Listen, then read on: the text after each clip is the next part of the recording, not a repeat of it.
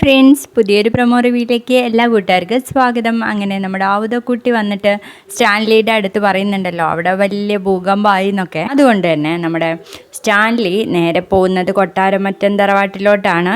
അപ്പോഴേക്കും റോബിനും ആൽബിയും ഒക്കെ ഔസേപ്പച്ചനെയും കൂടി വിളിച്ചു വരുത്തുന്നുണ്ട്. അങ്ങനെ സ്റ്റാൻലി അവരോട് സംസാരിക്കുക. എന്റെയും അലീനയുടെയും കാര്യത്തിൽ നിങ്ങളധികം വേവലാതിപ്പെടേണ്ട എന്ന് സ്റ്റാൻലി പറയുമ്പോൾ നമ്മുടെ റോബിൻ ചോദിക്കും, ഇത് വലിയ അഭിമാനാണോ പെൺകുട്ടിക്ക്? അല്ല, ഈ അവിഹിത ബന്ധത്തിൽ ഉണ്ടായ കുട്ടിയാണെന്നൊക്കെ പറയുന്നതേ അങ്ങനെയാണോ ഇച്ചായ എന്ന് ചോദിക്കാൻ കേട്ടോ. അന്നേരം നമ്മുടെ സ്റ്റാൻലി നല്ലൊരു നോട്ടം നോക്കുന്നുണ്ട്. പിന്നീട് കാണിക്കുന്നത് നമ്മുടെ ബബിതയാണ് കേട്ടോ. ബബിതയാണെങ്കിൽ വണ്ടി എടുത്ത് പുറത്തേക്ക് പോകുവാണ്.